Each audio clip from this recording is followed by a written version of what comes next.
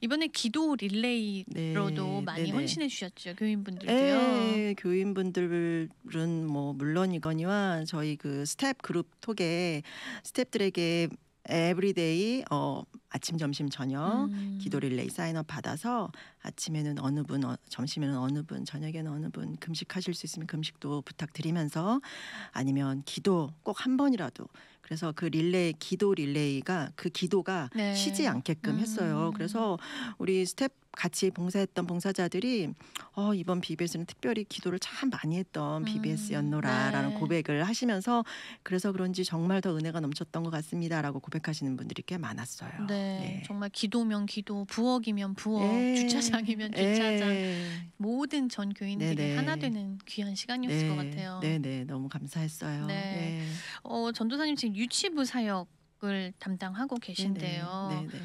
궁금해요. 근데 전도사님의 유치부 시절, 아. 유년기 시절 네네. 그때는 어땠을까? 지금 아. 아이들 보시면서 떠오르시지 않으세요? 네, 저는 사실 어린 시절에는 예수님을 안 믿었어요. 네.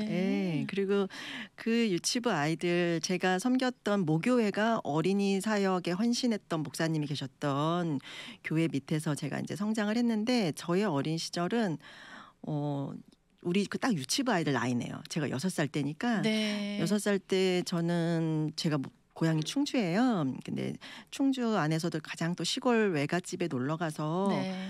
뜨거운 물에 빠져가지고 네, 어릴 때요? 네, 가마솥에 빠져서 3도 화상을 70%를 입었어요. 아이고, 네. 그래서 사실은 죽는다 그랬죠.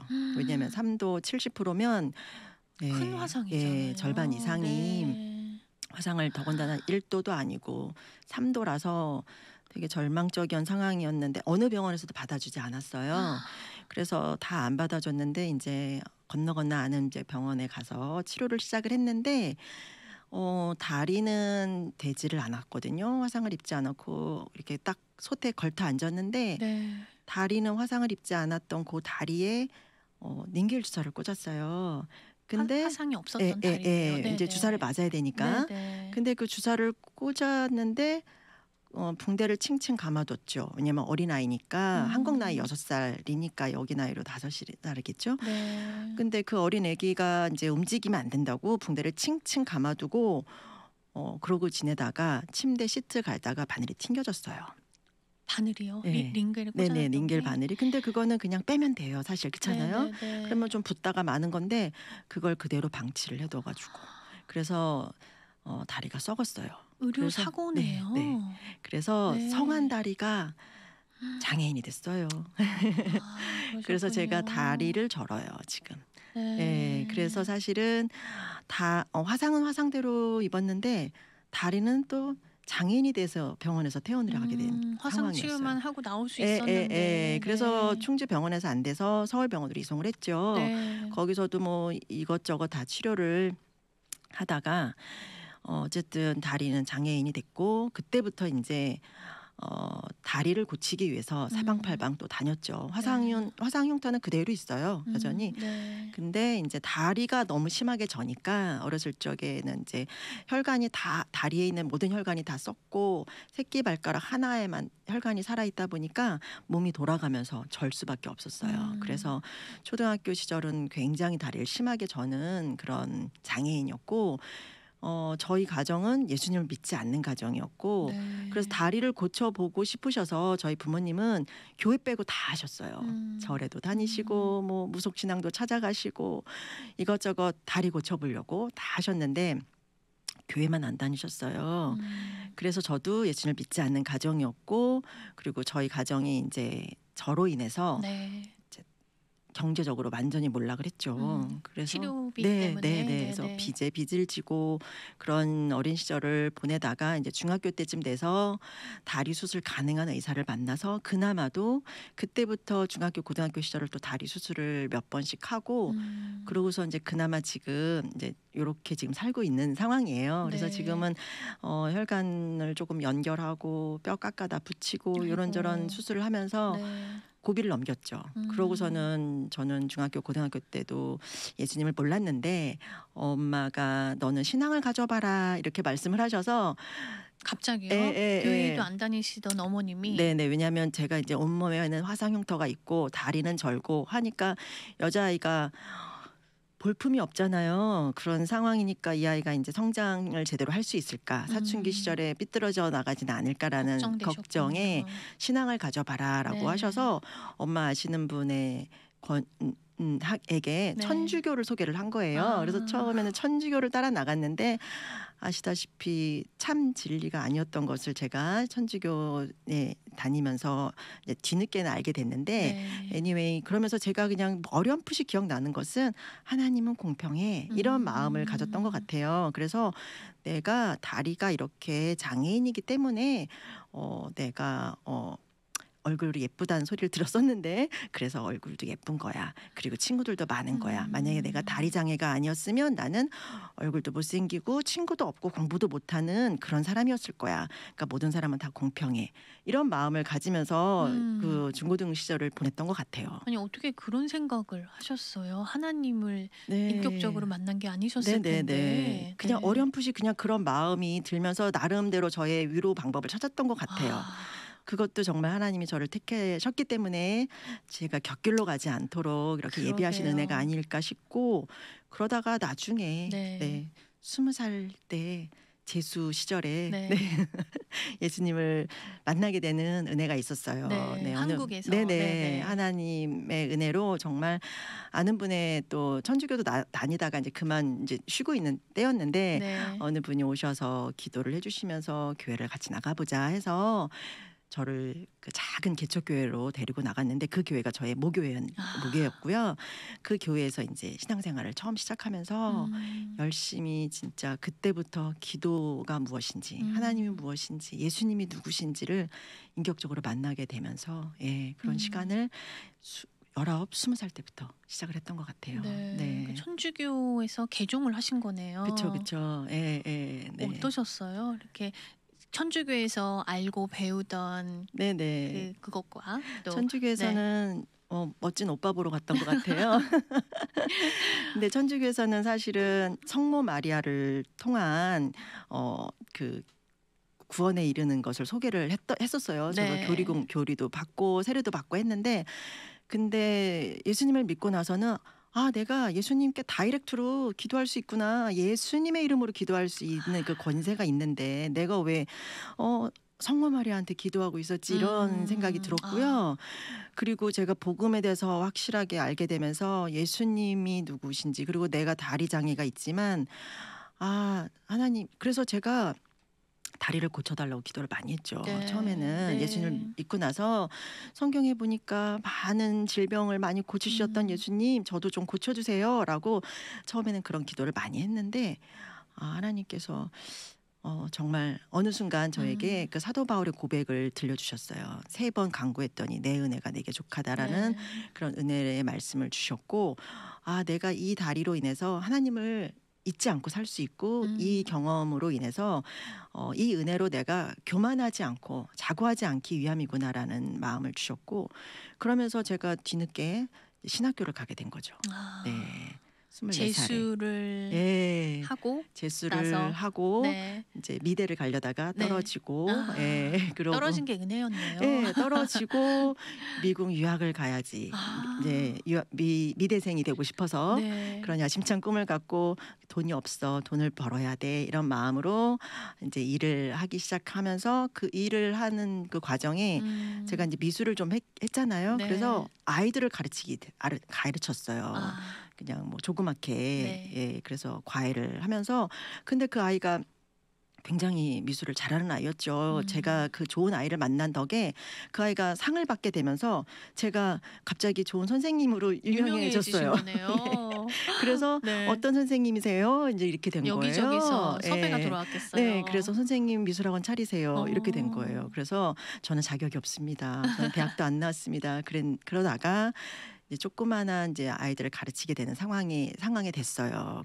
그러는 중에 제가 아이들을 더 많이 가르치다 보니까 시간이 많아지니까 음. 더 많이 예배드리게 되고 더 많이 교회가 선신하게 되고 그러면서 어느 날 인제 기도원에 가서 기도하는 중에 네. 주님께서 저를 하나님의 종으로 부르신다는 그런 마음의 확신을 갖고 음. 그때 이제 하나님 제가 가겠습니다. 주의 길을 가겠습니다라고 고백을 했죠. 네. 네, 그래서 그때 24살에 24살에 네, 남들 졸업할 나이에 저는 그때 시작을 하신 24살에 거네요. 대전 침례신학교에 들어갔어요. 아, 네. 그러면 그 신학교를 졸업하시고 미국에 오시게 된 건가요? 그렇죠. 예. 근데 제가 신학교 시절에도 또 네. 한 번 대학교 신학교 2학년 때 운전을 하고 이제 주말에는 이제 그 충주로 이제 사역을 하러 가는 중에 네. 운전하는 중에 각혈을 했어요. 피를 토했어요. 무슨 영화의 한 장면도 아니고. 아니, 그래서 정말 갑자기요? 콜록 했는데 진짜 그 피가 멈추질 않더라고요. 그래서 피를 계속 토하면서 집에 도착을 했어요. 네. 그리고 병원에를 갔는데 폐결핵이다. 그래서 약을 먹으면 된다. 그래서 6개월만 먹으면 된다라고 생각해서 굉장히 가볍게 생각을 하고 약을 엄청나게 많이 네. 받아가지고 왔는데 네. 그 약을 한 달 먹고 제가 부작용이 여러 가지로 생기면서 주일 낮예배 드리다가 쓰러졌어요. 아이고. 그래서 네. 교회에서 이송이 됐고, 그래서 원인은 네. 이 폐결핵 약이 굉장히 독하잖아요. 되게 독하거든요. 근데 제가 그 약을 먹으면서 계속 신학교에 그 1,000원짜리 그 식판에 나와 있는 그 식판밥을 먹으면서 그 폐결핵 약을 감당이 안 됐던 거예요. 네, 제가 몸이 너무 약했던 네. 평생 수술하고 병원 생활만 했던 아이가 네. 또 신학교 가서 그 식판밥 먹어가면서 또 폐결핵 약을 감당이 안 됐던 거예요. 그래서 원인이 무엇이었냐면요, 간이 갑자기 썩은 급성 간부전증으로 간 수치가 800으로 40에서 50이 기본 수치라고 하던데 800으로 오르더니 충주 병원에서 안 됩니다. 서울로 이송하세요 해서 서울 삼성의료원으로 이송을 했어요. 네. 거기서 간 수치가 2000까지 올랐어요. 그래서 사형 선고 2주 후에 죽습니다. 그래서 장례식장을 다 준비했답니다. 청년의 때에. 네, 그때가 24살, 26이었어요. 그래서 그때가 신학교 2학년 시절에 그때 이제 저를 하나님께서 데려가시는 줄 알고 네. 그때 온 신학생들이 할 수 있는 게 기도밖에 없었죠. 네. 저를 위해서. 그래서 지금 현재의 남편인 형제가 네. 저를 위해서 학생 추첩 들고 거기에 있는 모든 이름만 들어봤다 하는 사람한테 전화를 했어요. 제가 원래 라스네임이 정씨인데 네. 정은정 전도사가 지금 죽게 생겼다. 기도해라. 2주밖에 못 산단다. 그래서 기도 제목이 그냥 온 학교에 퍼졌고요. 네. 대자보가 붙었고 총장님 이하 많은 교수님들이 서울 병원에 다녀가시면서 곧 죽는다고 하니까, 그래서 기도의 불길이 타올랐어요. 저희 신학교에. 그래서 저를 위해서 진짜 수천 명, 수만 명이 이름만 붙잡고 기도했던 것 같고 그 기도에 빚진 자예요, 제가.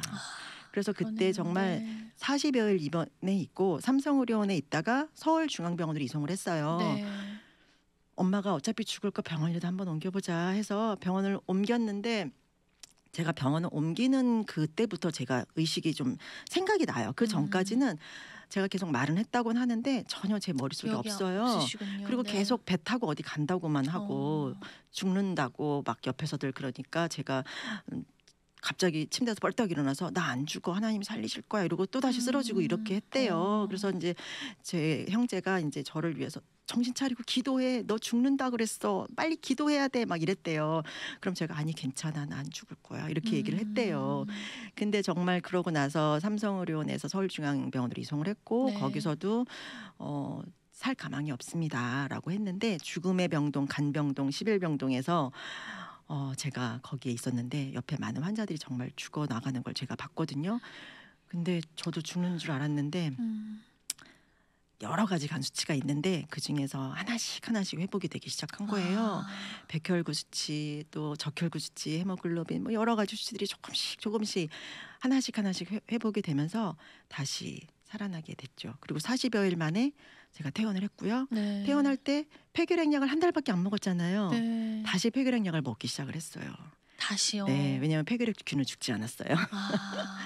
그래서 다시 약을 먹기 시작을 해서 6개월이면 끝날 약이 1년 반으로 이어졌고, 그러고서는 신학교 4학년 때, 네, 그때 머리가 자란 지 딱 제가 머리가 다 빠졌어요. 아, 그때요? 네, 그리고 피부가 다 벗겨졌어요. 손톱 발톱 다 빠졌어요. 그래서 하나님, 몸에는 화상흉터, 다리는 장애가 있고 그나마 남아있는 이 살가죽도 다 이렇게 간이 썩였다 보니까 피부도 까매지고 손톱발도 다 빠지고 머리 다 빠지고 눈썹 다 빠지고 너무 볼품없고 그런 시간을 보냈는데 하나님께서 그것을 회복을 시켜주시더라고요. 6개월 만에. 네. 그래서 99년 3월에 새로 머리가 자라기 시작하고 99년 9월에 이제 결혼을 하게 됐는데 네. 네. 근데 그 형제분과 네네네네. 전화를 돌려주셨던. 네네. 네, 그래서 어쨌든 그렇게 살아계신 하나님을 체험해서 중보기도에 빚진 자예요. 네. 그래서 그런 시간을 보냈네요. 네네. 정말 기적 같은 간증이 아닐 수 아, 없네요. 네, 하나님이 하신 일이에요. 네. 돌아보면은 그래도 네. 하나님과 또 전도사님만의 그런 네. 스토리가 쌓인 거잖아요. 네네네. 그래서 저는 저를 죽을 고비에서 6살 때, 네. 또 26살 때 네. 2번 살려주셨고, 또 결혼해서 아이도 못 갖는다고 했는데 아이도 하나님께서 또 때가 되니 네. 하나도 아니고 셋씩이나 주셨고. 그러게요. 네. 3명의 어머니세요. 네네. 네. 이번에 큰 따님이 네. 또 정말 준 사역자 못지않게 네. BBS를 너무 잘 도와주셨죠. 네, 저희 딸 정말 감사하게. 네네. 대학생인가요? 지금 네. 대학교 2학년 이제 그렇게 올라가는데 큰 딸이 있으세요. 1학년 여름 마치고 이제 집에 와서 그 일을 위해서 이제 미리 몇 개월 전부터 찬양을 이제 찬양 리더를 해라, 찬양을 준비해라, 안무를 만들어라, 비디오로 찍어서 보내라. 그러면은 이제 찍어서 다 보내오고 또 이제 틈틈이 이제 교회 와서 또 아이들을 가르치고 네. 그리고 이번에 이제 BBS 때 또 큰 역할을 저를 옆에서 많이 도와줬죠. 예. 정말 페이를 주셔야 될 것 같아요. 아니에요. 하나님께서 하시겠죠. 네, 정말 너무 은혜로운 간증입니다. 네네. 네. 네. 전도사님 지금 사역하시면서 네. 그때의 그 기간들이 많이 이렇게 밑거름이 되셔서 네, 네. 뭔가 이렇게 시너지, 네. 힘이 발휘되실 것 같아요. 네네. 저는 사실 죽었다 살아나는 사람이라서 네. 그때 하나님께서 저에게 완전한 새로운 피조물로 거듭나게 해주신 것 같아요. 영적인 새로운 피조물뿐만이 아니라 육체적인 아멘. 거듭남까지 하나님이 주셨다고 저는 믿거든요. 그래서 네. 완전 머리부터 발끝까지 새롭게 저의 모든 것들을 바꿔주셨기 때문에 제가 정말 다시 태어난 사람이라서 하나님 주신 사명이 있고 네. 그래서 정말 그 사도 바울에게 주셨던 그 사명을 제가 늘 간직하고 살거든요. 네. 하나님의 은혜의 복음을 증언하는 일을 마치려 하면 나의 생명을 조금도 귀한 것으로 여기지 아니하니라. 라는 그 사도행전의 말씀이 저는 항상 제 마음속에 있고 또 근데 그것이 꼭 선교지에서만이 아니라 제 삶 속에서 제가 죽어져야 될 부분들 그것들을 계속 적용시키세요. 그래서 사역지에서 그리고 또 어떤 여러 가지 상황과 환경 속에서 하나님이 저를 훈련하시는데 그러다 보니 여러 가지 어려운 일들이 생겨도요. 네.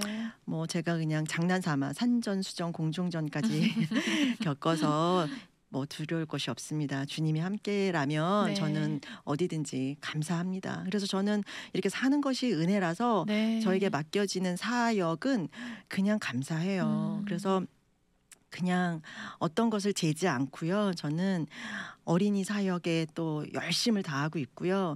저를 거쳐가는 그 우리 아이들은 제가 늘 기도해요. 나중에 천국에 갔을 적에 그 아이들 꼭 만나야 되는데 저는 그 기도 제목을 빠지지 않고 하거든요.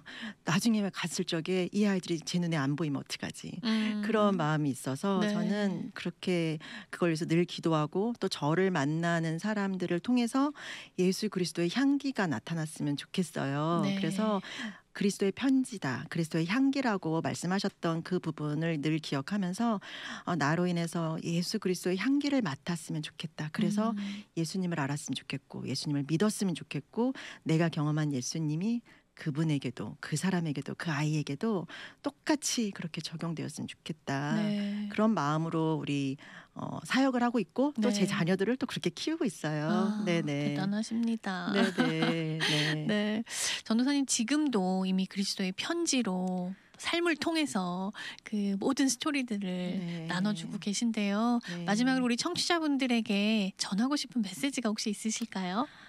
아유 뭐 저 같은 사람이 뭐 메시지라고까지는 네. 아니지만 제가 받은 그 사랑의 하나님 또 치유의 하나님 또 그리고 또 저의 인생의 상담자가 되어주셔서 제가 그래서 요즘에 또 상담도 대학원 공부를 하고 있거든요. 그러세요? 예, 왜냐하면 하나님께서 또 사역의 지경을 또 넓혀주시지 않을까라는 네. 마음에 그냥 소원과 또 누굴 만나도 제가 그리스도의 향기로운 삶을 살기 위해서 좀 더 준비가 되고 싶어서 공부를 하는 거예요. 그래서 공부하면서 또 우리 아이들을 또 그렇게 사랑으로 양육하고 섬기는 자로 살아가기를 소망하고 있고요. 모든 분들도 그렇게 살 거라고 믿습니다. 아멘. 네. 오늘 함께 해주셔서 네. 감사드립니다. 다음에 한번 네. 지금 공부하고 계신 상담 스토리로 또 함께 해주시면 너무 네. 좋을 것 네. 같습니다. 나중에 또 실력이 되면요. 네. 네. 알겠습니다. 감사합니다. 감사합니다. 네. 네.